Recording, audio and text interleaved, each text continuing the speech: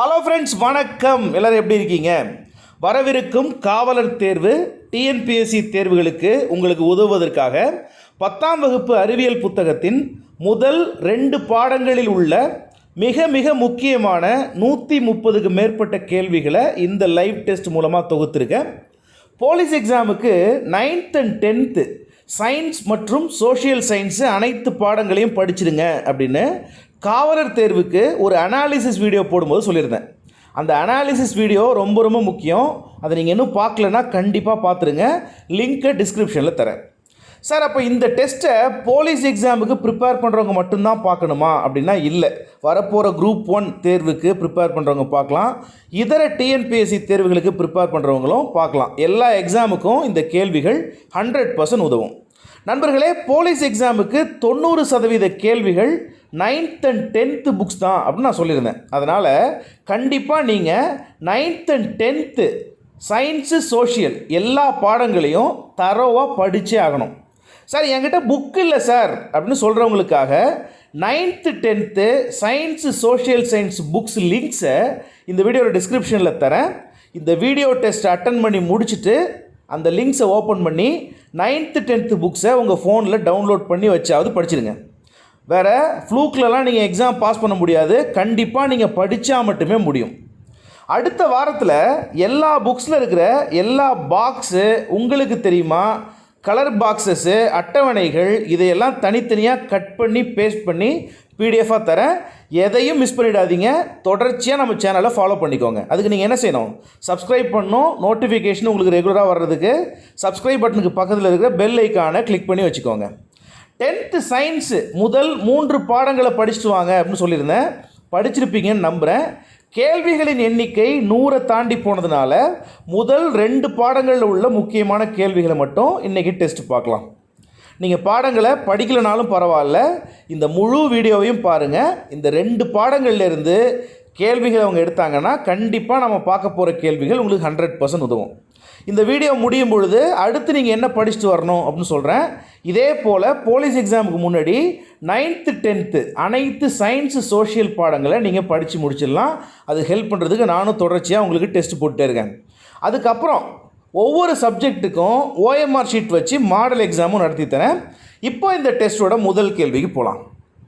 10ஆம் வகுப்பு அறிவியல் முதல் 2 பாடங்களின் மிக முக்கிய கேள்விகள் தொகுப்பு. முதல் கேள்வி, நிலைமம் எதனை சார்ந்தது? நிலைமம் எதனை சார்ந்தது? லைவில் இருக்கவங்க உங்களோட ஆன்சரை லைவ் சேட் பண்ணி செக் பண்ணிக்கோங்க. லைவ் முடிஞ்ச பிறகு பார்க்குறவங்க உங்களோட ஆன்சரை கமெண்ட் பண்ணி செக் பண்ணிக்கோங்க. லைவ் முடிஞ்ச பிறகு பார்க்குறவங்க ஒரு வேளை டைம் கேப் ரொம்ப அதிகமாக இருக்குதுன்னு நினச்சிங்கன்னா ஸ்பீடை 1.5x வச்சு பாருங்கள். டைம் பத்தலைன்னா வீடியோவை பாஸ் பண்ணிவிட்டு கமெண்ட் பண்ணுங்கள். கமெண்ட் பண்ணி செக் பண்ணிக்கோங்க. இப்போ இந்த கேள்விக்கு என்ன விடை? நிலைமம் எதனை சார்ந்தது? விடை ஆப்ஷன் சி, நிலைமம் பொருளின் நிறையை சார்ந்தது. கணத்தாக்கு கீழ்கண்டவற்றுள் எதற்கு சமமானது? மிக முக்கியமான கேள்வி. கணத்தாக்கு கீழ்கண்டவற்றுள் எதற்கு சமமானது? விடை உந்த மாற்றம். உங்களுக்கு டைம் கேப் கம்மியாக இருக்குன்னு தோணுச்சுன்னா நீங்கள் கமெண்ட் பண்ணிவிட்டு வீடியோ பாஸ் பண்ணிவிட்டு கமெண்ட் பண்ணுங்கள். 3வது கேள்விக்கு போகலாம். கீழ்கண்டவற்றில் நியூட்டனின் 3ஆம் விதி எங்கு பயன்படுகிறது? கொடுக்கப்பட்டுள்ள ஆப்ஷனில் நியூட்டனின் 3ஆம் விதி எங்கு பயன்படுகிறது? விடை சொல்லவா? ஓய்வு நிலையில் உள்ள பொருளிலும் நியூட்டனின் 3ஆம் விதி பயன்படும். அதே மாதிரி இயக்க நிலையில் உள்ள பொருளிலும் நியூட்டனின் 3ஆம் விதி செயல்படும். ஆகவே ஆப்ஷன் சி பாருங்கள், அ மற்றும் ஆ என்பது சரியான விடை. உந்த மதிப்பை y அச்சிலும் காலத்தினை x அச்சிலும் கொண்டு ஒரு வரைபடம் வரையப்படுகிறது. இந்த வரைபட சாய்வின் மதிப்பு என்ன? காலத்தினை x அச்சிலும், அப்போது காலம் செகண்டு, உந்தத்தினை y அச்சிலும் கொண்டு ஒரு வரைபடம் வைக்கப்படுகிறது. இந்த வரைபடத்தின் சாய்வின் மதிப்பு என்ன? சாய்வின் மதிப்பு விசை. ஆப்ஷன் சி விசை. அடுத்த கேள்வி, விசையின் சுழற்சி விளைவு கீழ்காணும் எந்த விளையாட்டில் பயன்படுகிறது? விசையின் சுழற்சி விளைவு கீழ்காணும் எந்த விளையாட்டில் பயன்படுகிறது? கொடுக்கப்பட்டுள்ள ஆப்ஷனில் சைக்கிள் பந்தயம். சுழற்சிக்கு ஸ்பெல்லிங் தப்பு, மன்னிச்சிருங்க. என்ன விடை? சைக்கிள் பந்தயம் என்பது விடை. புவியீர்ப்பு முடுக்கம் G என்ற எழுத்தினால் குறிக்கப்படுது. அது உங்களுக்கு எல்லாருக்கும் நல்லா தெரியும். புவியீர்ப்பு முடுக்கத்தின் அலகு மீட்டர் பர் செகண்ட் ஸ்கொயர். அது எப்படி எழுதலாம்? ms பவர் -2 எழுதலாம். எஸ்ஸுக்கு பவர் -2 எழுதலாம். புவியீர்ப்பு முடுக்கத்தின் அலகு மீட்டர் செகண்ட் பவர் -2 ஆகும். இது கீழ்காண் அலகுகளில் எதற்கு சமமாகும்? விடை சொல்லவா? Newton per kilogram. என்ன விடை? Newton per kilogram. அதை வேறு எப்படி எழுதலாம்? நியூட்டன் பைக்கு மேலே அந்த கேஜி வந்துச்சுன்னா மேலே -1 எழுத போகிறோம். Newton kilogram power -1. ஒரு கிலோகிராம் எடை என்பது எதற்கு சமமாகும்? ஒரு கிலோகிராம் எடை என்பது எதற்கு சமமாகும்? கொடுக்கப்பட்டுள்ள ஆப்ஷனில் எதற்கு சமம்? ஆப்ஷனை அவங்க எப்படி வேணால் ட்ரிக்கியாக கேட்கலாம். கொடுக்கப்பட்டுள்ள ஆப்ஷனில் ஒரு கிலோகிராம் எடை என்பது 98 × 10⁴ டைன். இதுதான் சரியான விடை. நண்பர்களே, ஒரு கிராம் என்பது 980 டைன். சரிங்களா? அப்போது ஒரு கிலோகிராம் அப்படின்னு பார்த்தீங்க அப்படின்னா எத்தனை டைன் வரும்? 980 பக்கத்தில் 3 சைஃபர் வரும். கிலோ அப்படின்னா 3 சைஃபர் வரும். சரியா? அப்போ உங்களுக்கு என்ன விடை வரும்? 98 ஒரு 0 மேற்கொண்டு 3 0 வரும். அப்போ 98க்கு பக்கத்தில் எத்தனை 0 இருக்குது? 4 0 இருக்குது. அப்போ 98 × 10⁴ டைன் அப்படின்னு எழுதலாம். புரியுதா? ஒரு கிராம் என்பது 980 டைன். இது மாதிரி நான் ஒவ்வொரு கேள்விக்கும் எக்ஸ்பிளைன் பண்ணிட்டு போனால் டைம் ரொம்ப அதிகமாகும். இது ஒரு டெஸ்ட்டுங்கிறதுனால கேள்வியை படிச்சுட்டு நீங்கள் ஆன்சர் பண்ணுங்கள். உங்களோட ஆன்சர் சரியா தப்பா அப்படிங்கிறத நான் ஆன்சர் பண்ணோன்னு தெரிஞ்சுக்கோங்க. 8வது கேள்வி. புவியில் நிறை கொண்ட பொருள் ஒன்று புவியின் ஆரத்தில் பாதி அளவு ஆரம் கொண்ட கோள் ஒன்றிற்கு எடுத்து செல்லப்படுகிறது. அங்கு அதன் நிறை மதிப்பு என்ன? புவியில் நிறை கொண்ட பொருள் ஒன்று புவியின் ஆரத்தில் பாதி அளவு ஆரம் கொண்ட கோள் ஒன்றிற்கு எடுத்து செல்லப்படுகிறது. அங்கு அதன் நிறை மதிப்பு என்ன? கன்ஃபியூஸே ஆகாதீங்க. நிறை எப்பொழுதும் மாறாது. அதே தான் அந்த கோள்லையும் அந்த பொருளின் நிறை எப்பொழுதும் மாறாது. அந்த கோளோட ஈர்ப்பு முடுக்கத்தை பொறுத்து எடை தான் மாறும். நிறை எப்பொழுதும் மாறாது. அடுத்த கேள்விக்கு போகலாம். நிறை மதிப்பு மாறாமல் புவியானது தனது ஆரத்தில் 50% சுருங்கினால் புவியில் பொருட்களின் எடையானது என்னவாகும்? புவியானது தனது ஆரத்தில் 50% சுருங்கினால் நிறை மதிப்பு மாறாமல் புவியில் பொருட்களின் எடையானது 300% அதிகரிக்கும். அதான் அந்த கேள்விக்கு விடை. ராக்கெட் ஏவுதலில் எந்தெந்த விதிகள் பயன்படுத்தப்படுகின்றன? ராக்கெட் ஏவுதலில் எந்தெந்த விதிகள் பயன்படுத்தப்படுகின்றன? விடை: நியூட்டனின் 3ஆம் விதி பயன்படுத்தப்படுகிறது. நேர்கோட்டு உந்தமாறா கோட்பாடு பயன்படுத்தப்படுகிறது. ஆகவே அ மற்றும் இ, அதாவது ஏ அண்ட் சி என்பது சரியான விடை. அடுத்த கேள்வி. இடப்பெயர்ச்சி நிகழ்வதற்கு என்ன தேவை? இடப்பெயர்ச்சி நிகழ்வதற்கு என்ன தேவை? இடப்பெயர்ச்சி நிகழ்வதற்கு விசை தேவை. நகர்ந்து கொண்டுள்ள ஊர்தியில் திடீர் தடை ஏற்பட்டால் பயணியர் முன்னோக்கி சாய்கின்றனர். இந்த நிகழ்வு டேஷ் மூலம் விளக்கப்படுகிறது. நகர்ந்து கொண்டு உள்ள ஊர்தியில் திடீர் தடை ஏற்பட்டால் பயணியர் முன்னோக்கி சாய்கின்றனர். வேகமாக போகிற பஸ்ஸில் நீங்கள் உட்காந்துருக்கீங்க, டிரைவர் சடன் பிரேக் போட்டார்னா நீங்கள் முன்னாடி போய் இந்த கம்பியில் இடிச்சுப்பீங்க. இந்த நிகழ்வு எதன் மூலம் விளக்கப்படுகிறது? இயக்கத்தில் நிலைமம். இயக்கத்தில் நிலைமம். அடுத்த கேள்விக்கு போகலாம். மரபு ரீதியாக வலஞ்சுழி திருப்புத்திறன் டேஷ் குறியிலும் இடஞ்சுழி திருப்புத்திறன் டேஷ் குறியிலும் குறிக்கப்படுகிறது. இப்படி சொல்லவா? மரபு ரீதியாக வலஞ்சுழி திருப்புத்திறன் எதிர்குறியிலும் இடஞ்சுழி திருப்புத்திறன் நேர்குறியிலும் குறிக்கப்படுது. கொஞ்சம் ஜாக்கிரதையாக ஆன்சர் பண்ணும். வலஞ்சுழி அப்படின்னா நீங்கள் நேர் நினைக்கக்கூடாது. வலஞ்சுழி திருப்புத்திறன் எதிர்குறியில் குறிக்கப்படும், இடஞ்சுழி திருப்புத்திறன் நேர்குறியில் குறிக்கப்படும். அடுத்த கேள்வி. மகிழுந்தின் சக்கரத்தின் சுழற்சி வேகத்தினை மாற்ற பயன்படுவது எது? மகிழுந்து மட்டும் இல்லை, அது டூ வீலராக இருந்தாலும் சரி, காராக இருந்தாலும் சரி, பஸ்ஸாக இருந்தாலும் சரி, லாரியாக இருந்தாலும் சரி, மகிழுந்தின் சக்கரத்தின் சுழற்சி வேகத்தினை மாற்ற பயன்படுவது எது? கியர். அதுக்கு பேர் பற்சக்கரம். பற்சக்கரம். அடுத்த கேள்வி. 100 கிலோகிராம் நிறையுடைய மனிதனின் எடை புவிப்பரப்பில் எந்த அளவாக இருக்கும்? 100 கிலோகிராம் நிறையுடைய மனிதனின் எடை புவிப்பரப்பில் டேஷ் அளவாக இருக்கும். விடை 980 நியூட்டனாக இருக்கும். கன்ஃபியூஸ் ஆகிக்காதீங்க. 980 டைன் கிடையாது, 980 நியூட்டனாக இருக்கும். எப்போது ஒரு அமைப்பின் நேர்கோட்டு உந்தம் மாறிலியாக இருக்கும்? எப்போது ஒரு அமைப்பின் நேர்கோட்டு உந்தம் மாறிலியாக இருக்கும்? கமான் ஆன்சர் பண்ணுங்கள். லைவில் இருக்கவங்க லைவ் சேட் பண்ணுங்கள், முடிச்சுட்டு பார்க்குறவங்க கமெண்ட் பண்ணி உங்களோட ஆன்சரை செக் பண்ணிக்கோங்க. லைக் பண்ணுங்கள், கமெண்ட் பண்ணுங்கள். இந்த மாதிரி பயனுள்ள தொகுப்புகளை தயவு செய்து யாராவது ஒரு ஸ்டூடெண்ட் என்ன பண்ணுறதுன்னு தெரியாமல் இருப்பாங்க, உங்களோட ஃப்ரெண்ட்ஸு, அவங்களுக்கு ஷேர் பண்ணுங்கள். இந்த கேள்விக்கான விடை புறவிசை செயல்படாத போது ஒரு அமைப்பின் நேர்கோட்டு உந்தம் மாறிலியாக இருக்கும், கான்ஸ்டண்ட்டாக இருக்கும். அடுத்த கேள்வி. நிலநடுக்கோட்டு பகுதியில் ஒரு பொருளின் எடை டேஷ், துருவ பகுதியில் அப்பொருளின் எடை டேஷ். ஒரே பொருள் தான்.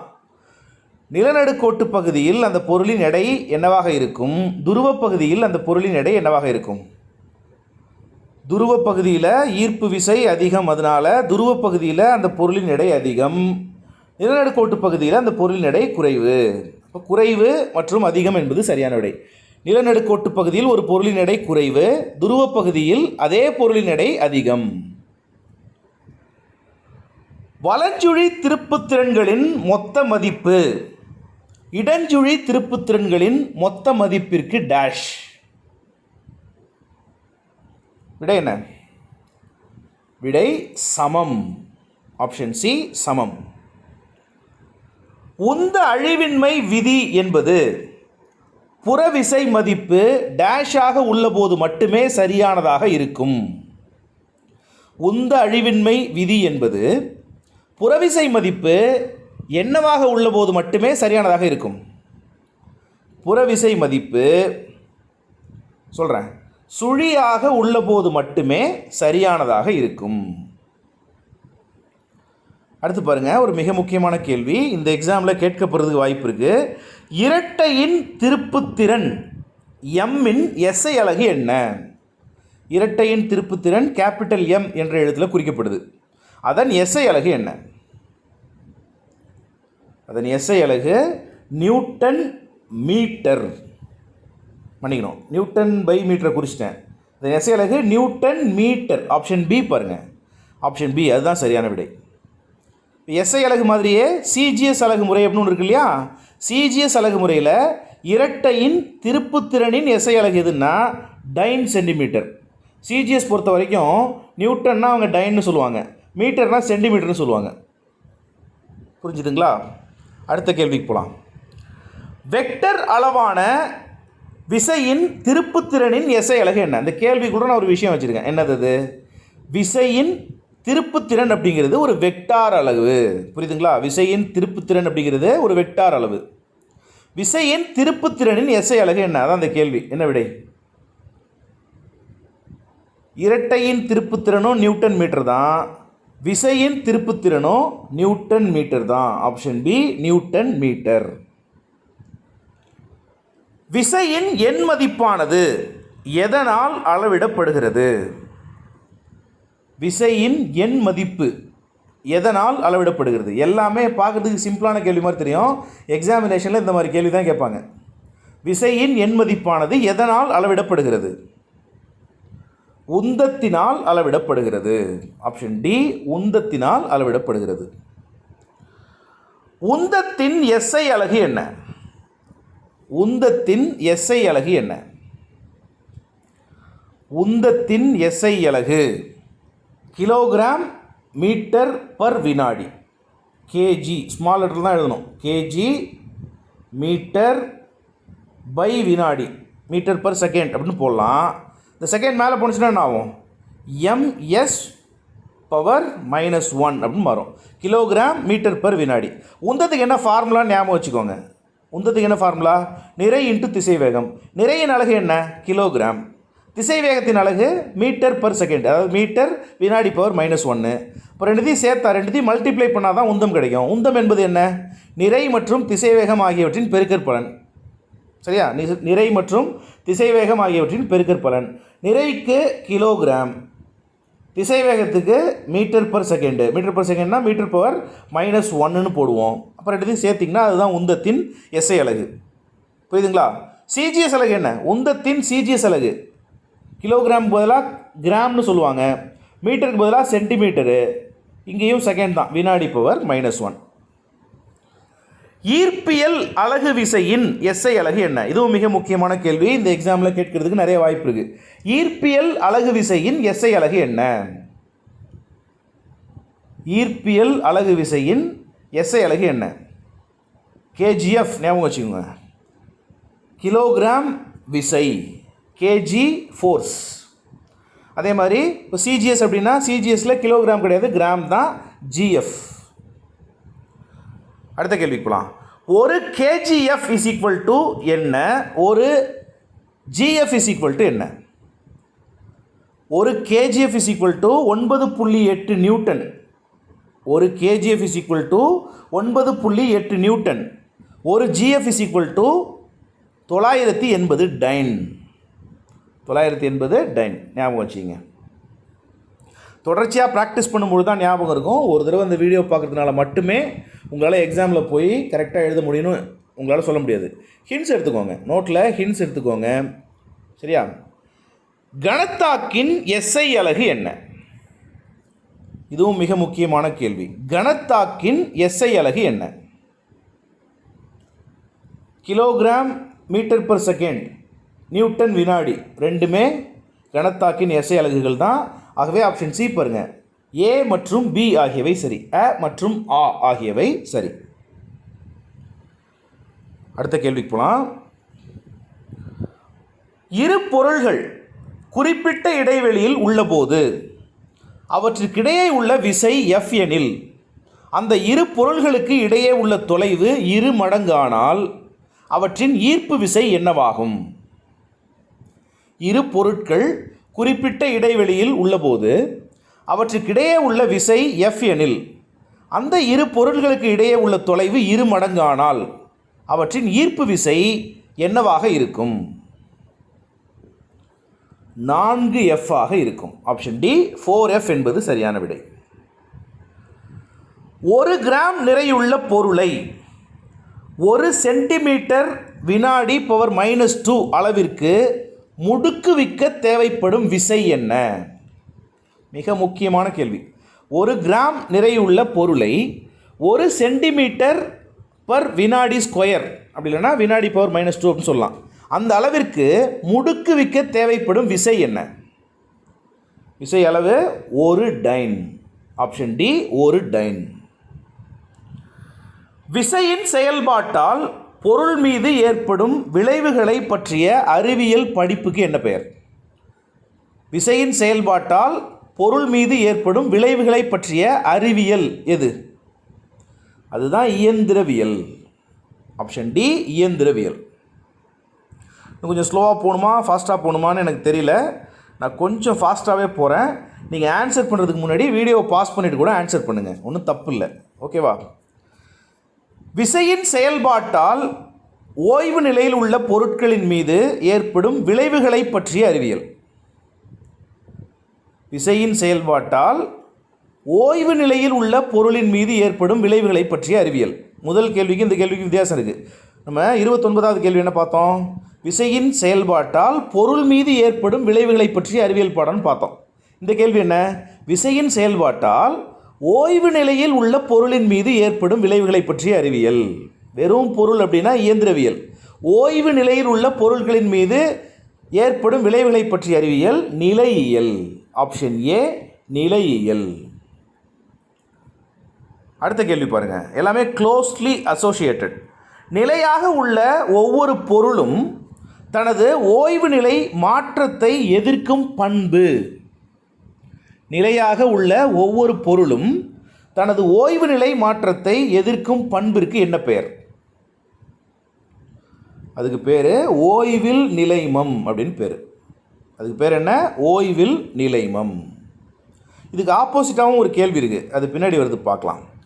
நிலைமம் என்பது டேஷ். நிலைமம் என்பது என்ன? நிலைமம் என்பது ஒரு பொருளின் தன்மை. கொடுக்கப்பட்டுள்ள ஆப்ஷனில் அதுதான் சரியான விடை. ஒரு பொருளின் தன்மை. ஓய்வு நிலையில் உள்ள ஒரு கனப்பொருளின் உந்தம் என்ன? ஒரு பொருள், ஒரு கனப்பொருள் ஓய்வு நிலையில் இருக்குது, அதன் உந்தம் என்ன? அதன் உந்தத்தின் மதிப்பு என்ன? ஓய்வு நிலையில் உள்ள ஒரு கனப்பொருளின் உந்தத்தின் மதிப்பு சுழி 0. இயக்க நிலையில் உள்ள ஒரு பொருள் தமது இயக்க நிலை மாற்றத்தை எதிர்க்கும் பண்பு டேஷ். இயக்க நிலையில் உள்ள ஒரு பொருள் தமது இயக்க நிலை மாற்றத்தை எதிர்க்கும் பண்பு, அதுக்கு பேர் இயக்கத்தில் நிலைமம். ஓய்வில் நிலைமம் பற்றி முன்னாடி ஒரு கேள்வி பார்த்தோம். இது இயக்கத்தில் நிலைமம். அடுத்த கேள்விக்கு போகலாம். நிலைமத்திற்கான இயற்பியல் அளவு என்ன? நிலைமத்திற்கான இயற்பியல் அளவு. நிலைமத்திற்கான இயற்பியல் அளவு கொடுக்கப்பட்டுள்ள ஆப்ஷனில் நிறை. ஆப்ஷன் டி நிறை. 36வது கேள்வி பாருங்க. விசையை வரையறுக்கும் விதி எது? விசையை வரையறுக்கும் விதி எது? விசையை வரையறுக்கும் விதி நியூட்டனின் முதல் விதி. நியூட்டனின் முதல் விதி. அடுத்த கேள்வி மிக சிம்பிளான கேள்வி. விசையின் எஸ்ஐ அலகு என்ன? ஸ்ட்ரைட்டாக ஆன்சர் சொல்லிட்டு அடுத்த கேள்விக்கு போயிடுறேன். விசையின் எஸ்ஐ அலகு நியூட்டன். அடுத்த கேள்விக்கு போகிறேன். ஒரு பொருளின் முடுக்கம் எதனால் ஏற்படுகிறது? ஒரு பொருளின் முடுக்கம் எதனால் ஏற்படுகிறது? ஒரு பொருளின் முடுக்கம் எதனால் ஏற்படுகிறது? மிக முக்கியமான கேள்வி. சமன் செய்யப்படாத விசையினால் ஏற்படுகிறது. சமன் செய்யப்படாத விசையினால் ஏற்படுகிறது. இரு பொருள்களுக்கு இடையேயான நேரடி தொடுதலால் செலுத்தப்படும் விசை என்ன? இரு பொருள்களுக்கு இடையேயான நேரடி தொடுதலால் செலுத்தப்படும் விசை என்ன? அதுக்கு பேர் தொடுவிசை. Option A தொடுவிசை. ஒரு விசையின் சுழற்சி அல்லது திருப்புதல் விளைவு, அதுக்கு என்ன பெயர்? ஒரு விசையின் சுழற்சி அல்லது திருப்புதல் விளைவு, அதுக்கு என்ன பெயர்? அதற்கு திருப்பு விசை என்று பெயர். ஆப்ஷன் பி திருப்பு விசை என்று பெயர். சமமான அல்லது சமமற்ற விசைகள் ஒரே திசையில் ஒரு பொருள் மீது இணையாக செயல்பட்டால் அவை எந்த விசைகள்? சமமான அல்லது சமமற்ற விசைகள் ஒரே திசையில் ஒரு பொருள் மீது இணையாக செயல்பட்டால் அவை ஒத்த இணை விசைகள். ஆப்ஷன் ஏ ஒத்த இணை விசைகள். அடுத்த கேள்விக்கு போகலாம். ஒரு பனிசறுக்கு விளையாட்டு வீரர் தனது கால் தசைகள் கடினமாக உந்தி தள்ளி வேகமாக நகரத் தொடங்குகிறார். இந்த செயல் பின்வரும் எந்த விதிக்கு எடுத்துக்காட்டு? ஒரு பனிசறுக்கு விளையாட்டு வீரர் தன் கால் தசைகளை கடினமாக உந்தி தள்ளி வேகமாக நகரத் தொடங்குகிறார். இந்த செயல் பின்வரும் எந்த விதிக்கு எடுத்துக்காட்டு? நியூட்டனின் இரண்டாம் விதிக்கு எடுத்துக்காட்டு. ஆப்ஷன் பி நியூட்டனின் இரண்டாம் விதிக்கு எடுத்துக்காட்டு. அடுத்த கேள்விக்கு போகலாம். ஒரு படகை துடுப்பின் மூலம் செலுத்தும் போது படகு முன்னே செல்வது. ஒரு படகை துடுப்பின் மூலம் செலுத்தும் போது படகு முன்னே செல்வது. கேள்விக்கு என்ன விடை? ஒவ்வொரு வினைக்கும் அதற்கு சமமான எதிர்வினை உண்டு. நியூட்டனின் மூன்றாம் விதி என்பது சரியான விடை. பொருள் சமநிலையில் உள்ளது எனில் தொகுபயன் விசையின் மதிப்பு என்ன? ஒரு பொருளானது சமநிலையில் உள்ளது எனில் தொகுபயன் விசையின் மதிப்பு என்ன? ஒரு கேள்வி கூட விடாமல் எல்லா முக்கியமான கேள்விகளையும் எடுத்துட்டேன் அந்த பாடத்திலிருந்து. அதனால் இந்த பாடத்திலேருந்து கேள்வி கேட்குறாங்கன்னா கண்டிப்பாக அந்த கொஷின்லேருந்து தான் மாட்டோம். பொருள் சமநிலையில் உள்ளது எனில் தொகுபயன் விசையின் மதிப்பு என்ன? 0, சுழி. பின்வருவனவற்றுள் எது ஒரு வெக்டர் அளவு? கொடுக்கப்பட்டுள்ள 4 ஆப்ஷனில் எது வெக்டர் அளவு? உந்தம் என்பது வெக்டர் அளவு. உந்தம் என்பது வெக்டர் அளவு. 1 கிலோகிராம் நிறையுள்ள ஒரு பொருளின் மீது செயல்படும் புவியீர்ப்பு விசையின் மதிப்பு என்ன? 1 கிலோகிராம் நிறையுள்ள ஒரு பொருளின் மீது செயல்படும் புவியீர்ப்பு விசை 9.8 நியூட்டன். 9.8 நியூட்டன். அடுத்த கேள்வி பாருங்க. உந்த மாறுபாட்டிற்கு சமமான இயற்பியல் அளவு எது? உந்த மாறுபாட்டிற்கு சமமான இயற்பியல் அளவு எது? மிக முக்கியமான கேள்வி. உந்த மாறுபாட்டிற்கு சமமான இயற்பியல் அளவு கனத்தாக்கு. Option D கனத்தாக்கு. இப்போ இந்த கேள்வி பாருங்கள், 47வது கேள்விக்கும் 48வது கேள்விக்கும் ரொம்ப ட்ரிக்கியாக கேட்டுருவாங்க. உந்த மாறுபாட்டிற்கு சமமான இயற்பியல் அளவு கனத்தாக்கு. உந்த மாறுபாட்டு வீதத்திற்கு சமமான இயற்பியல் அளவு என்னன்னு கேட்குறாங்க. 48வது கேள்வி. உந்த மாறுபாட்டு வீதத்திற்கு சமமான இயற்பியல் அளவு. விடை விசை. ஆப்ஷன் சி விசை. புவியீர்ப்பு முடுக்கத்தின் மதிப்பு. கொடுக்கப்பட்டுள்ள ஆப்ஷனில் எது கரெக்டாக வருது? புவியீர்ப்பு முடுக்கத்தின் மதிப்பு. கொடுக்கப்பட்டுள்ள ஆப்ஷனில் எது சரி? புவியீர்ப்பு முடுக்கத்தின் மதிப்பை பொறுத்தவரை கொடுக்கப்பட்டுள்ள ஆப்ஷனில் எது சரி? ஆப்ஷன் சி சரி. புவியின் மையத்தில் புவியீர்ப்பு முடுக்கத்தின் மதிப்பு சுழி. புவியீர்ப்பு முடுக்கம்னா ஜி அப்படின்னு சொல்லுவோம். ஆப்ஷன் ஏ ஏன் தவறு? புவியின் பரப்பிற்கு மேலே செல்ல செல்ல புவியீர்ப்பு முடுக்கத்தின் மதிப்பு உயரும்னு சொல்லியிருக்காங்க. தப்பு, குறையும். அதே மாதிரி பூமியின் அடி ஆழத்திற்கு செல்ல செல்ல புவியீர்ப்பு முடுக்கத்தின் அளவு குறையும். உயரே செல்ல செல்லவும் குறையும், புவியின் அடி ஆழத்திற்கு செல்ல செல்ல குறையும். துருவப்பகுதியில் அதிகமாக இருக்கும், நிலநடுக்கோட்டு பகுதியில் குறையும். அடுத்த கேள்வி. ராக்கெட் வேலை செய்யும் தத்துவம்.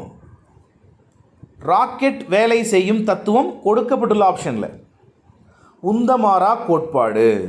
விடை என்ன? உந்தமாரா கோட்பாடு. நியூட்டனின் ஈர்ப்பியல் விதி பின்வரும் எதற்கு பொருந்தும்? நியூட்டனின் ஈர்ப்பியல் விதி பின்வரும் எதற்கு பொருந்தும்? அனைத்து பொருட்களுக்கும் பொருந்துங்க. வடிவத்தையெல்லாம் பொறுத்து அல்லாமல் அனைத்து பொருட்களுக்கும் பொருந்தும். நண்பர்களே, நான் மீண்டும் மீண்டும் சொல்கிறதா உங்களுக்கு. சப்போஸ் டைம் பத்தலைன்னா வீடியோ பாஸ் பண்ணிவிட்டு லைவ் சேட் பண்ணுங்கள். லைவ் சேட்டில் உங்களோட ஆன்சர் சொல்லுங்கள். பொது ஈர்ப்பு மாறிலியின் மதிப்பு என்ன? இதுவும் மிக மிக முக்கியமான கேள்வி. பொது ஈர்ப்பு மாறிலியின் மதிப்பு என்ன? 6.673 × 10⁻⁻11 newton metre square kilogram power -1. இதுதான் இந்த கேள்விக்கான சரியான விடை. இயங்குகின்ற பொருட்கள் யாவற்றையும் ஓய்வு நிலைக்கு கொண்டு வர புறவிசை எதுவும் தேவையில்லை. இது இயற்கையான இயக்கம் என்று கூறியவர் யார்? இயங்குகின்ற பொருட்கள் யாவற்றையும் ஓய்வு நிலைக்கு கொண்டு வர புறவிசை எதுவும் தேவையில்லை. இது இயற்கையான இயக்கம் என்று கூறியவர் யார்? அவ்வாறு கூறியவர் அரிஸ்டாட்டில். அவர் கூறியவர் அரிஸ்டாட்டில். ஒருவேளை புறவிசை கொடுக்கப்பட்டுச்சுன்னா அது இயற்கையான இயக்கம் அல்லன்னு அவர் சொல்கிறார். புரியுதுங்களா? அடுத்த கேள்விக்கு போகலாம். வெவ்வேறு அளவு மற்றும் அமைப்பு மற்றும் நிறையுடைய பொருட்கள் ஒரு உயரத்திலிருந்து விழும்போது தரையை ஒரே சமயத்தில் வந்தடையும் எனில் அந்த இடம் ஒரு டேஷ். ஒரு மயில் இறகு, ஒரு இரும்பு குண்டு, அப்புறம் ஒரு தர்பூசணி பழம். இதெல்லாம் வெவ்வேறு அளவு, வெவ்வேறு அமைப்பு மற்றும் வெவ்வேறு நிறையுடைய பொருட்கள் இல்லையா? இது அனைத்தையும் நான் ஒரே உயரத்திலிருந்து ஒரே நேரத்தில் கீழே போடுறேன். இந்த மூணுமே ஒரே நேரத்தில் தரையை வந்தடைந்தால் அந்த இடம் என்னவாக இருக்கும்? வெற்றிடத்தில் தான் அது பாசிபிள். ஏன்? புவியீர்ப்பு விசையும் அப்புறம் ஒரு பொருளின் எடையும் எதை பொறுத்தது? ரெண்டும் ஒன்றுக்கு ஒன்று ப்ரொபோர்ஷனல் டு ஈச் அதர். புரியுதா? அடுத்த கேள்வி. திருப்பு விசை ஒரு டேஷ். திருப்பு விசை ஒரு டேஷ். திருப்பு விசை ஒரு டேஷ். விடை திருப்பு விசை ஒரு வெக்டர் அளவு. திருப்பு விசை ஒரு வெக்டர் அளவு. அடுத்த கேள்விக்கு போகலாம். ஈர்ப்பு விசையினால் பொருளின் எடை அடைவது. ஈர்ப்பு விசையினால் பொருளின் எடை அடைவது தோற்ற எடை. விடை ஆப்ஷன் பி, தோற்ற எடை. புவியில் ஒரு கிலோகிராம் நிறையுள்ள ஒரு பொருளின் எடை. கேள்வி நான் மறுபடியும் ரிப்பீட் பண்ணுறேன். ஏன் அப்படின்னா உங்களுக்கு ஞாபகம் வரணும், இந்த கேள்வி முக்கியமான கேள்வி. புவியில் ஒரு கிலோகிராம் நிறையுடைய ஒரு பொருளின் எடை 9.8 நியூட்டன். செயற்கைக்கோளானது அதன் சுற்றுப்பாதையில் சரியாக அமைய காரணமான விசை என்ன? செயற்கைக்கோளானது அதன் சுற்றுப்பாதையில் அமைய காரணமான விசை எது? சந்தேகமே வேணாம், புவியீர்ப்பு விசை தான். ஆப்ஷன் டி, புவியீர்ப்பு விசை. அடுத்த கேள்வி. வானியல் பொருட்களின் பரிணாமங்களை கண்டறிய உதவும் விதி எது? வானியல் பொருட்களின் பரிணாமங்களை கண்டறிய உதவும் விதி எது? அந்த விதி ஈர்ப்பு விதி. ஆப்ஷன் டி, ஈர்ப்பு விதி. அடுத்த மிக முக்கியமான கேள்வி. ஸ்க்ரூ இருக்குல்ல, திருகு. திருகின் சுழற்சி எதற்கு எடுத்துக்காட்டு? திருகின் சுழற்சி எதற்கு எடுத்துக்காட்டு? இரட்டைக்கு எடுத்துக்காட்டு. விட என்ன? இரட்டைக்கு எடுத்துக்காட்டு. ஒரு பேனா, ஸ்க்ரூ டைப் பேனான்னு வச்சுக்கிங்க. அந்த காலத்தில் நம்ம இங்க் பேனெல்லாம் யூஸ் பண்ணுவோம்ல, கேமல் இங்க் பென். நீங்கள் கூட உங்களோட எஸ்எஸ்எல்சி எக்ஸாமுக்கெலாம் யூஸ் பண்ணியிருப்பீங்க. அதை நம்ம சுற்றுவோம்ல, கீழே உள்ள கையும் ரிவர்ஸில் சுற்றும், மேலே உள்ள கையும் அதுக்கு ஆப்போசிட் டைரெக்ஷனில் சுற்றும். அதனால தான் அதுக்கு பேர் இரட்டை அப்படின்னு சொல்கிறோம். அடுத்த கேள்விக்கு போகலாம். ஒரு பொருளின் நிறை என்பது அப்பொருளில் உள்ள எவற்றின் அளவு ஆகும்? ஒரு பொருளின் நிறை என்பது அப்பொருளில் உள்ள எவற்றின் அளவு? அந்த பொருளில் உள்ள பருப்பொருட்களின் அளவு. அந்த பொருளில் உள்ள பருப்பொருட்களின் அளவு. அடுத்த கேள்வி கொஞ்சம் ட்ரிக்கியாக கேட்பாங்க. விசையின் அலகு என்னன்னு கேட்டால் நீங்கள் சொல்லுவீங்க. நேர்கோட்டு விசையின் அலகு என்னன்னு கேட்பாங்க. நேர்கோட்டு விசைனாலும் விசை தானே. நேர்கோட்டு விசையின் அலகு நியூட்டன். விட என்ன? நியூட்டன். இத்துடன் முதல் பாடத்தை சேர்ந்த முதல் பாடத்தில் இருந்த மிக மிக முக்கியமான கேள்விகள் அனைத்தும் நிறைவடைந்தன. இன்னும் 68 கேள்விகளை ஒளியியல் பாடத்திலேருந்து பார்ப்போம். மிக முக்கியமான பாடம் ஒளியியல். எந்த கொஷின் பேப்பர் எடுத்தாலும் ஒளியியலிருந்து 1 அல்லது 2 கேள்விகள் இருக்கும். ஏபிசிடி என்ற 4 பொருட்களின் ஒளி விலகல் எண்கள் முறையே 1.31, 1.43, 1.33, 2.4 எனில் இவற்றில் ஒளியின் திசைவேகம் பெருமமாக உள்ள பொருள் எது? ஒளி விலகல் எண் குறைவாக இருந்தால் அதில் ஒளியின் திசைவேகம் அதிகமாகும். சொல்லுங்கள், என்ன விடை? ஏவோட ஒளி விலகல் எண் தான் கம்மியாக இருக்குது, 1.31. ஆகவே அதில் தான் ஒளியின் திசைவேகம் பெருமமாக இருக்கும். ஆப்ஷன் ஏ என்பது சரியான விடை. பொருளின் அளவிற்கு சமமான தலைகீழான மெய்பிம்பம் கிடைக்க பொருள் வைக்கப்பட வேண்டிய தொலைவு என்ன? பொருளின் அளவிற்கு சமமான தலைகீழான மெய்பிம்பம் கிடைக்க பொருள் வைக்கப்பட வேண்டிய தொலைவு என்ன? பொருள் வைக்கப்பட வேண்டிய தொலைவு 2f. Option C 2f. மின் விளக்கு ஒன்று குவிலென்ஸ் ஒன்றின் முதன்மை குவியத்தில் வைக்கப்பட்டுள்ளது. மின் விளக்கு ஒளியூட்டப்படும் போது குவிலென்ஸ் ஆனது டேஷ். இமேஜின் பண்ணுங்க, மின் விளக்கு ஒன்று குவிலென்ஸ் ஒன்றின் முதன்மை குவியத்தில் வைக்கப்பட்டுள்ளது. மின் விளக்கு ஒளியூட்டப்படும் போது குவிலென்ஸ் ஆனது எதை உருவாக்கும்? இணைக்கற்றைகளை உருவாக்கும். என்ன செய்யும்? இணைக்கற்றைகளை உருவாக்கும். குவிலென்ஸின் உருப்பெருக்கமானது எப்பொழுதும் டேஷ் மதிப்புடையது. குவிலென்ஸின் உருப்பெருக்கமானது எப்பொழுதும் டேஷ் மதிப்புடையது. நேர்குறி அல்லது எதிர்குறி. ஆப்ஷன் சி என்பது சரியான விடைங்க.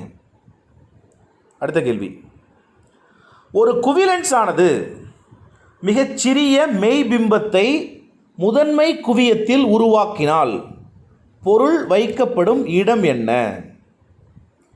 ஒரு குவிலென்ஸ் ஆனது மிகச்சிறிய மெய்பிம்பத்தை முதன்மை குவியத்தில் உருவாக்கினால் பொருள் வைக்கப்படும் இடம் என்ன? அப்படியே சொல்லவா? ஈரிலா தொலைவு. பொருள் வைக்கப்படும் இடம் இங்கே ஈரிலா தொலைவு. ஒரு லென்ஸின் திறன் -4 டயாப்டர் எனில், -4d அப்படின்னா -4 டயாப்டர். லென்ஸ் திறனின் எஸ்ஐ அலகு டயாப்டருங்க. ஒரு கேள்வி பின்னாடி கூட வருது. ஒரு லென்ஸின் திறன் -4d எனில் அதன் குவியத் தொலைவு என்ன? அதன் குவியத் தொலைவு என்ன?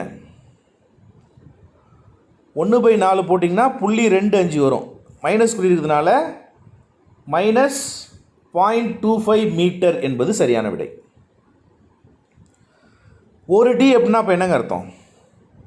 ஒரு டினா என்ன? அதுவும் கேள்வி பின்னாடி வருது, பார்க்கலாம். கிட்டப்பார்வை குறைபாடு உடைய கண்ணில் பொருளின் பிம்பமானது டேஷ் தோற்றுவிக்கப்படுகிறது. எங்கு தோற்றுவிக்கப்படுது? கிட்டப்பார்வை குறைபாடு உடைய கண்ணில் பொருளின் பிம்பமானது எங்கு தோற்றுவிக்கப்படுகிறது? இந்த மாதிரி கேள்வி தான் போலீஸ் எக்ஸாமில் கேட்பாங்க. எங்கு தோற்றுவிக்கப்படும்? கிட்டப்பார்வை அப்படின்னா விழித்திரைக்கு முன்பாக தோற்றுவிக்கப்படும். விழித்திரைக்கு முன்பாக. அடுத்த கேள்வி, விழி ஏற்பமைவு திறன் குறைபாட்டை சரி செய்ய உதவுவது எது? விழி ஏற்பமைவு திறன் குறைபாட்டை சரி செய்ய உதவும் லென்ஸ் எது? விழி ஏற்பமைவு திறன் குறைபாட்டை சரி செய்ய உதவுவது இரு குவிய லென்ஸு. இரு குவிய லென்ஸு. டிக்ஷனரியில் உள்ள, அதாவது சொல்லகராதியில் உள்ள சிறிய எழுத்துக்களை படிப்பதற்கு உகந்த லென்ஸ் எது?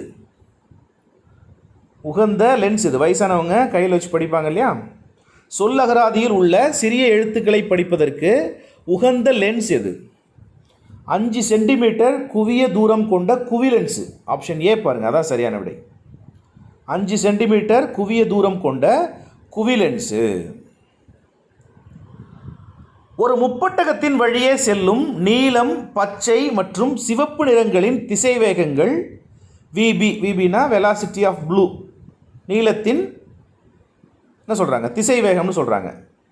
அதே மாதிரி பச்சைக்கு விஜி, அப்புறம் சிவப்புக்கு விஆர் எனில் பின்வருவனவற்றுள் எந்த சமன்பாடு சரியானது? ஆப்ஷன் சி பாருங்கள்.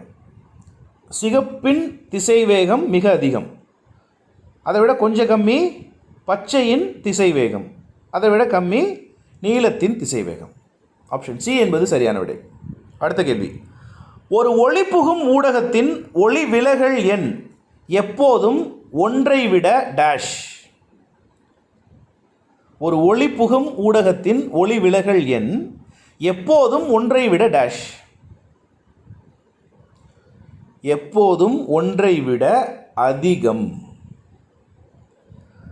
படுகின்ற ஒளிக்கற்றையின் ஆற்றலும் சிதறலடைந்த கற்றையின் ஆற்றலும் சமமாக இருந்தால் அது டேஷ் சிதறல் எனப்படும்.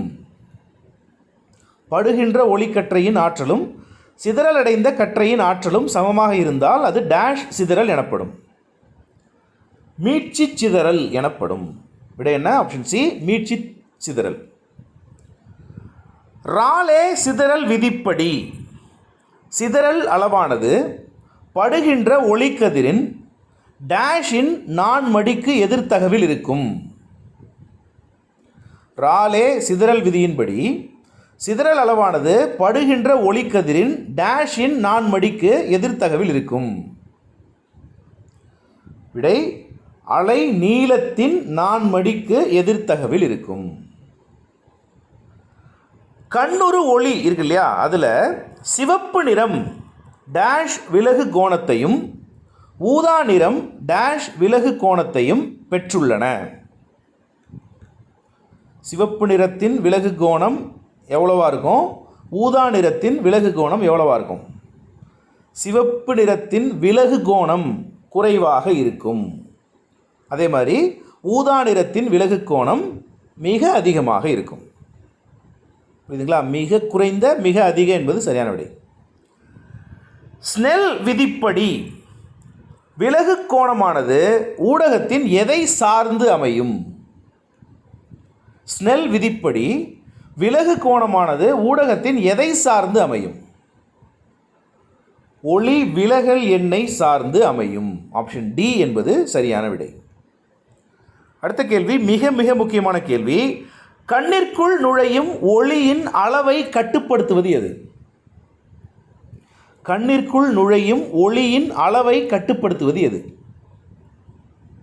கட்டுப்படுத்துவது ஐரிஸ். Option D, iris.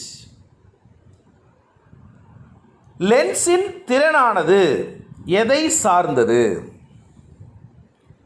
லென்ஸின் திறனானது எதை சார்ந்தது? லென்ஸின் திறனானது லென்ஸின் குவியத் தொலைவை சார்ந்தது. ஆப்ஷன் ஏ என்பது சரியான விடை. விழி லென்ஸின் குவிக்கும் திறன் குறைவதால் ஏற்படுவது? விழி லென்ஸின் குவிக்கும் திறன் குறைவதால் ஏற்படுவது? குவிக்கும் திறன் குறைந்தால் ஏற்படுவது தூரப்பார்வை, அதிகமானால் ஏற்படுவது கிட்டப்பார்வை. சரியா? அடர்வு மிகு, அடுத்த கேள்விக்கு போகலாம். அடர்வு மிகு ஊடகத்தில் ஒளியின் திசைவேகமானது அடர்வு குறை ஊடகத்தில் இருப்பதை விட டேஷ். கான்செப்டுவலான கேள்விங்க. இந்த மாதிரி கான்செப்ட் கேள்வி கேட்பாங்க. அடர்வு மிகு ஊடகத்தில் ஒளியின் திசைவேகம் அடர்வு குறை ஊடகத்தில் இருப்பதை விட டேஷ் குறைவு. அடர்வு மிகு ஊடகத்தில் ஒளியின் திசைவேகமானது அடர்வு குறை ஊடகத்தில் இருப்பதை விட குறைவு என்பது சரியான விடை. எப்போதும் சிறிய மாயபிம்பத்தை தருவது? எப்போதும் சிறிய மாயபிம்பத்தை தருவது குழி லென்ஸு. எப்போதும் சிறிய மாயபிம்பத்தை தருவது குழி லென்ஸு.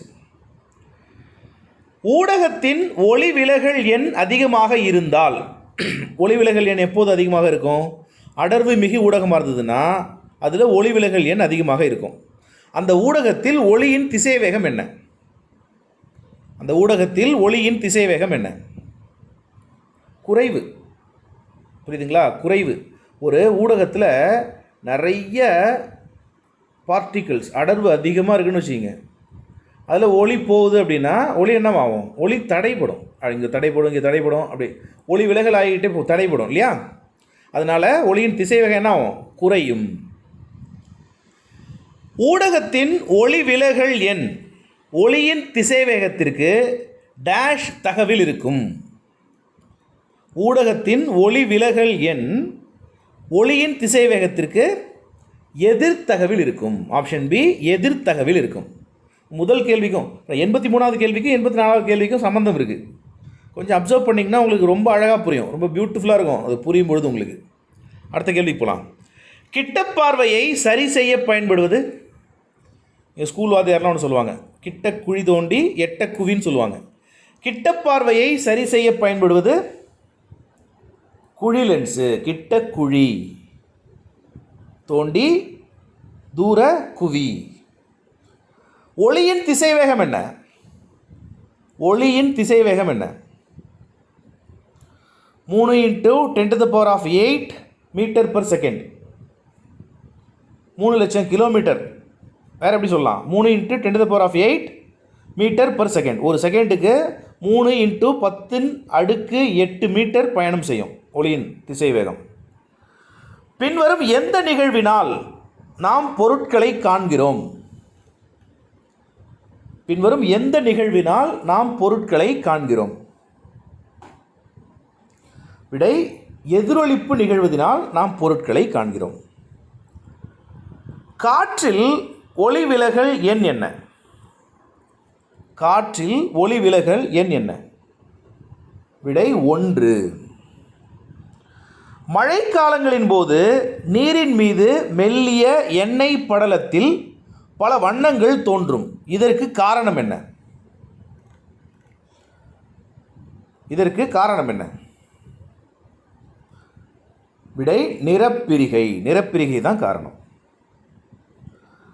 அடுத்த கேள்விக்கு போகலாம்.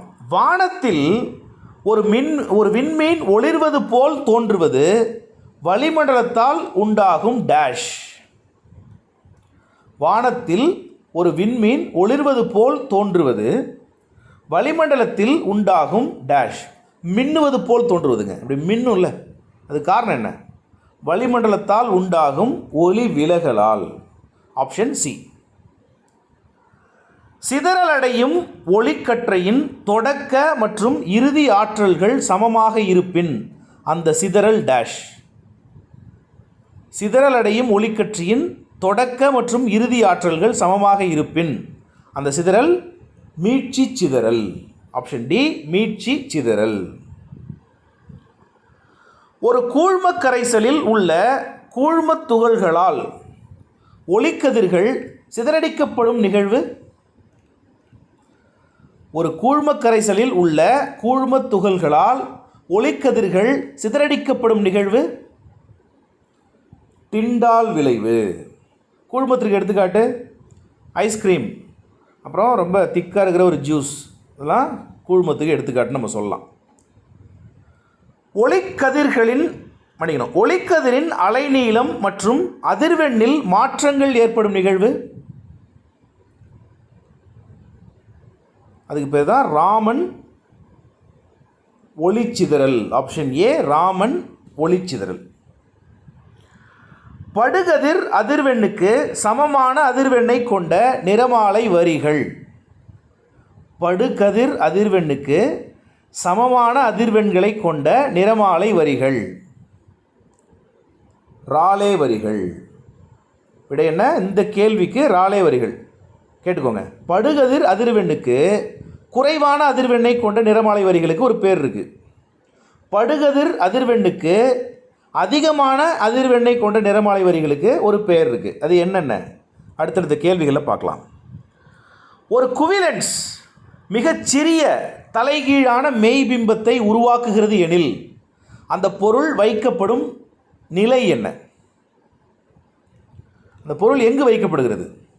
ஒரு குவிலென்ஸ் மிகச்சிறிய தலைகீழான மெய்பிம்பத்தை உருவாக்குகிறது எனில் அந்த பொருள் வைக்கப்படும் இடம் எது? ஈரிலா தொலைவில். ஆப்ஷன் ஏ, ஈரிலா தொலைவில். லென்ஸின் குவிய தொலைவின் தலைகீழ் மதிப்பு எது? லென்ஸின் குவிய தொலைவின் தலைகீழ் மதிப்பு எது? அதுதான் அந்த லென்ஸின் திறன். மனிதர்களின் விழித்திரைனா ரெட்டினா, மனிதர்களின் விழித்திரையில் ஏற்படும் பிம்பம் எது? மனிதர்களின் விழித்திரையில் ஏற்படும் பிம்பம் எது? தலைகீழான மெய்பிம்பம். நம்ம ரெட்டினாவில் தலைகீழான மெய்பிம்பம் தான் ஏற்படுது. அடுத்த கேள்வி. தெளிவுறு காட்சியின் மீச்சிறு தொலைவு. நம்ம எவ்வளோ குறைவான டிஸ்டன்ஸில் வச்சுக்கிட்டா நமக்கு தெளிவான காட்சிகள் கிடைக்கும்? குறைஞ்சபட்சம் 25 சென்டிமீட்டர். Option D, 25 centimetre. விழி லென்ஸ் தன் குவிய தூரத்தை மாற்றிக்கொள்ள உதவும் தசைகள் எவை?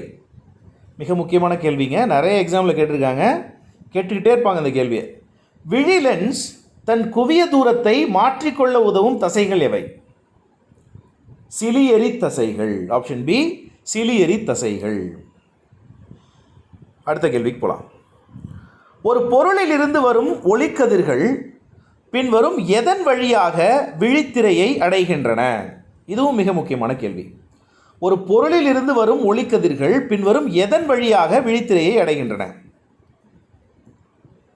பாவை வழியாக விழித்திரையை அடைகின்றன. கண் விழியின் விட்டம் என்ன? கண் விழியின் விட்டம் என்ன?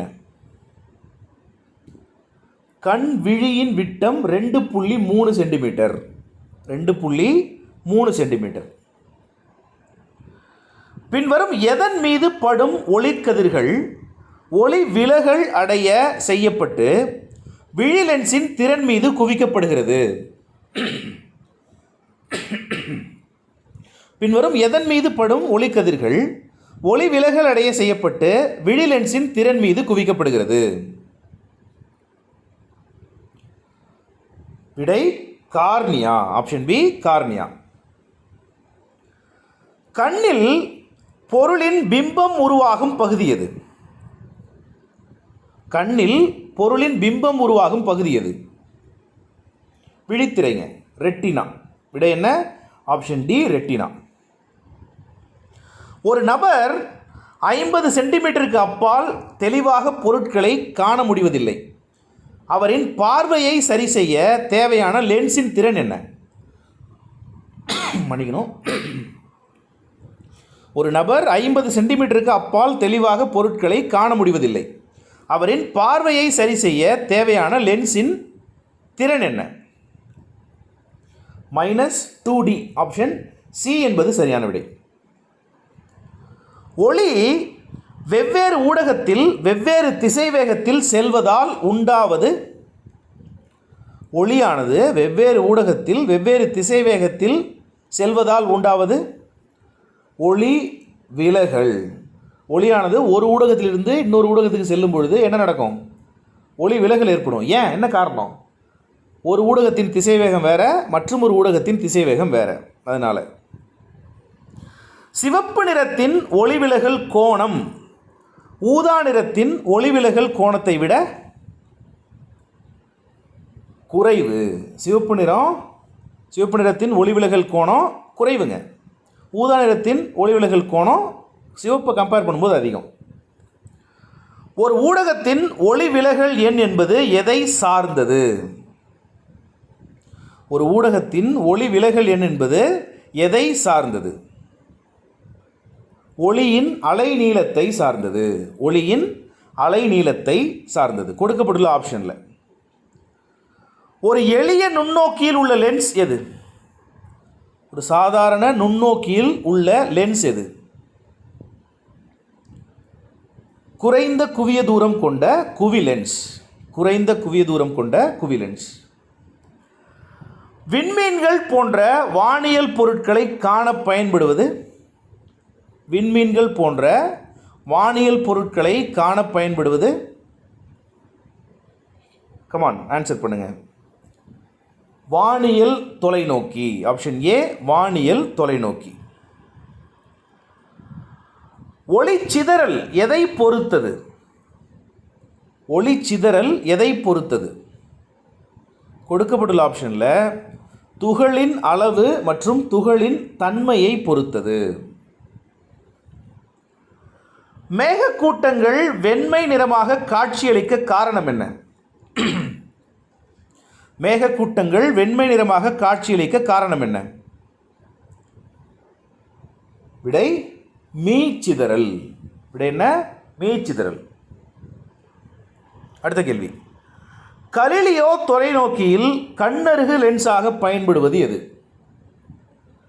கலிலியோ தொலைநோக்கியில் கண்ணருகு லென்ஸாக பயன்படுவது எது? குவிலென்ஸு. விடை என்ன? குவிலென்ஸ். உருப்பெருக்கத்தின் மதிப்பு 1ஐ விட அதிகமாக இருந்தால், உருப்பெருக்கத்தின் மதிப்பு நம்பர் 1ஐ விட அதிகமாக இருந்தால் கிடைக்கும் பிம்பத்தின் அளவு என்னவாக இருக்கும்? பொருளை விட பெரியதாக இருக்கும்.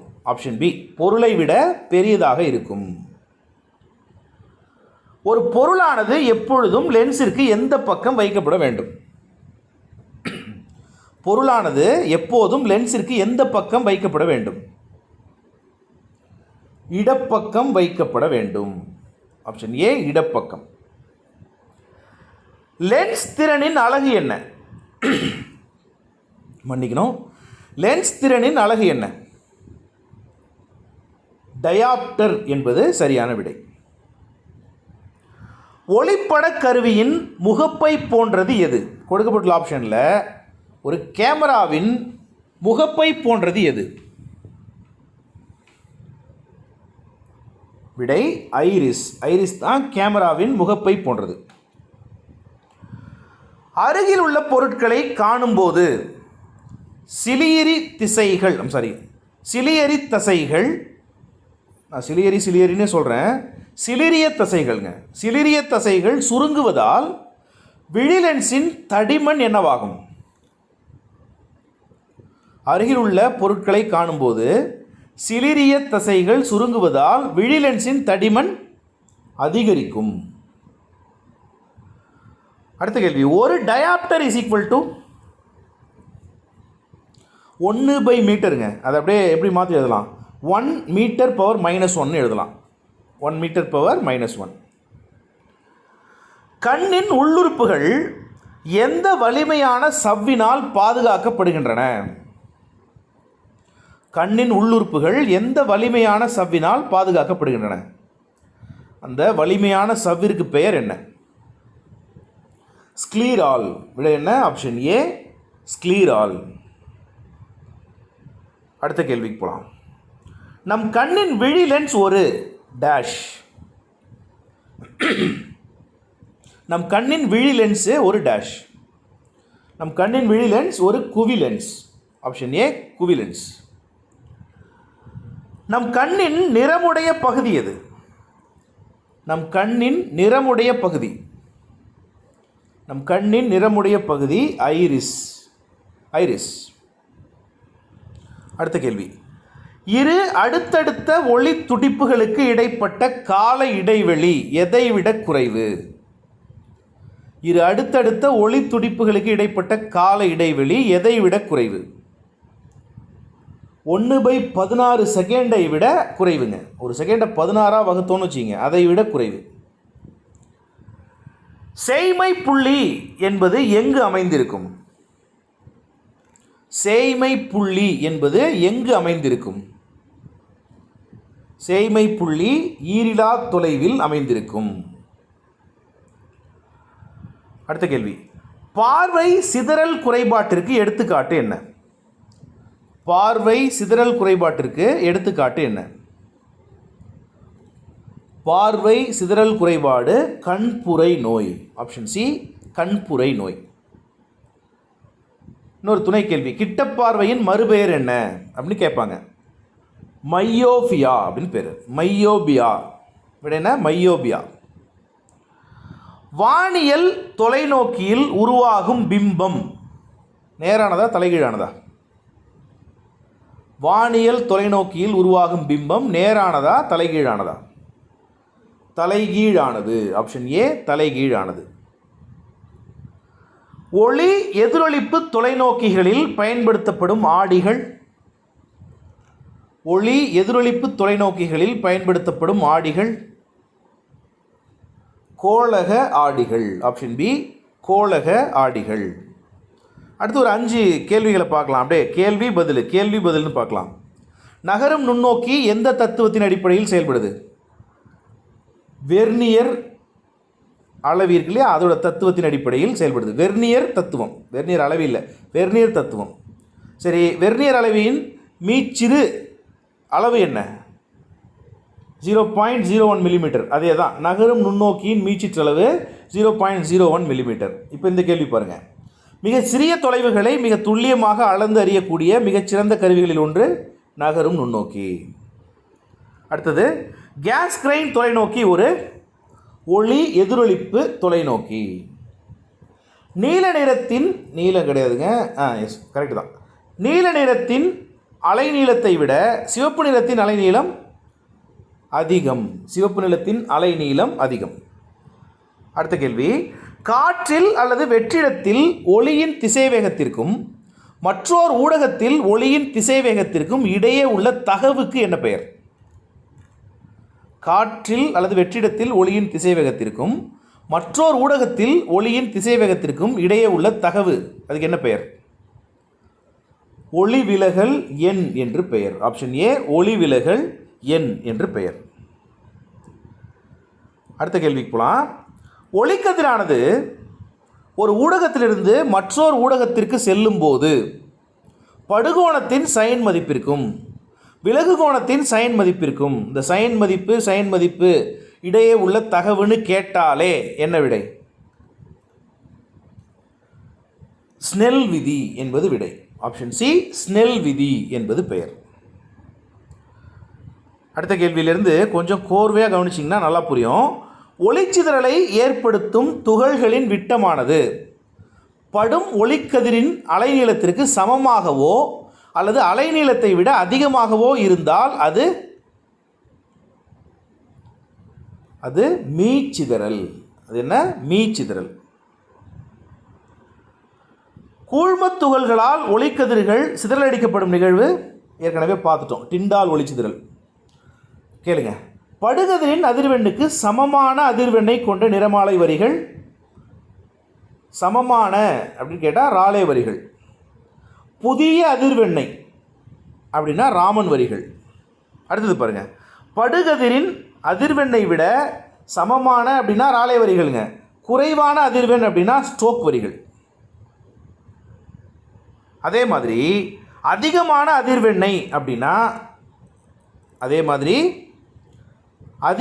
அதிர்வெண்ணை அப்படின்னா அதுக்கு பேர் ஆன்டி ஸ்டோக் வரிகள். ஸோ இன்றைக்கி சக்ஸஸ்ஃபுல்லாக நம்ம 10th சயின்ஸு அதில் முதல் 2 பாடங்களில் உள்ள அத்தனை மிக மிக முக்கியமான கேள்விகளையும் தொகுத்து முடிச்சிட்டோம். அதை ஒரு லைவ் டெஸ்ட்டாக பார்த்தோம் இல்லையா? அடுத்த தொகுப்பு என்ன? அடுத்து நம்ம என்ன பார்க்க போகிறோம், எப்போது பார்க்க போகிறோம்? ஒரு மெகா பிளான் வெளியிட போகிறேன், விரைவில் வெளியிடுகிறேன். மீண்டும் மற்றும் ஒரு பயனுள்ள தொகுப்பில் உங்களை சந்திக்கிறேன். உண்மையாக நீங்கள் உழைப்பை செலுத்துவீர்களானால் நீங்கள் கண்டிப்பாக வெற்றி அடைவீர்கள். உழைப்பே உயர்வு தரும். நன்றி, வணக்கம்.